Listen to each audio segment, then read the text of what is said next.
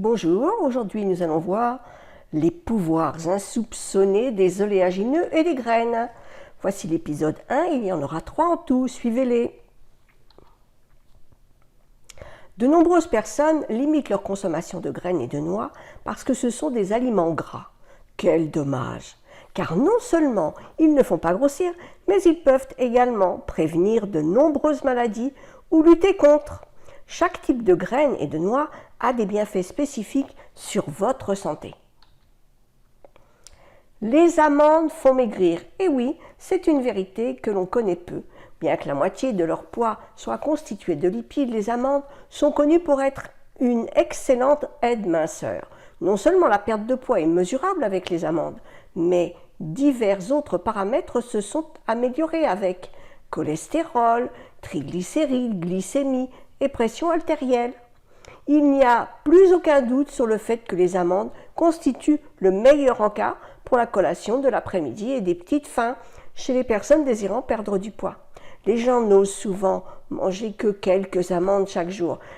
Mais si vos amandes ont un goût amer, méfiez-vous. Ce qui donne le goût amer typique de l'amande amère est justement l'acide cyanhydrique, autrement dit du cyanure.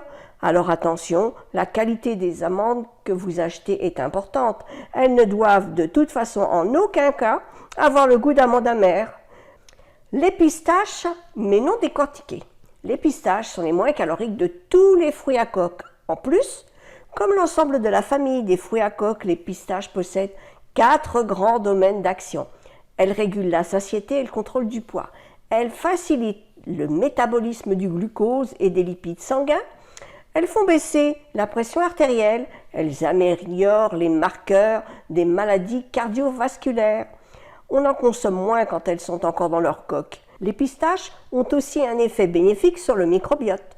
Cet effet n'est pas vraiment étonnant car la pistache est connue pour contenir des sucres fermentescibles. Néanmoins, tous les fruits à coque et graines sont susceptibles d'avoir un effet prébiotique grâce à leurs fibres et à leurs polyphénols. Les noix de cajou, elles sont délicieuses, mais un peu moins intéressantes.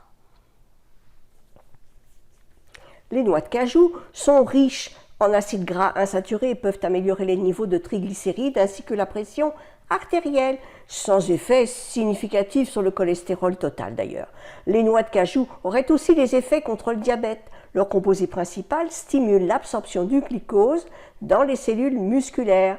Comme pour d'autres fruits à coque, on absorbe en réalité moins de calories que ce qui est écrit sur l'étiquette. Renforcer le pouvoir antioxydant des noix de cajou grâce à cette technique.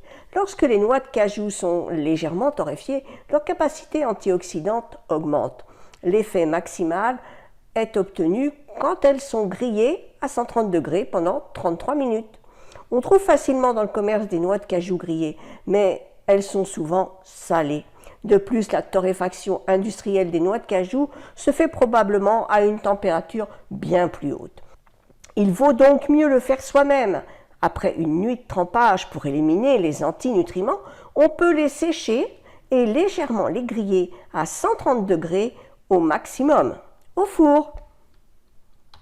Les noisettes, moi je les adore. Alors dans un prochain épisode, c'est ce que nous verrons, les bienfaits des noisettes. Et puis nous verrons aussi les noix. Pécan, Grenoble, Brésil ou macadamia, elles sont toutes très intéressantes pour la santé. Donc on se retrouve dans le prochain épisode. À bientôt! Si tu as aimé la vidéo, abonne-toi et surtout pense à cliquer sur la cloche pour recevoir les notifications des prochaines vidéos. Et pense à télécharger ton cadeau en cliquant sur le lien qui se trouve juste en dessous de la vidéo.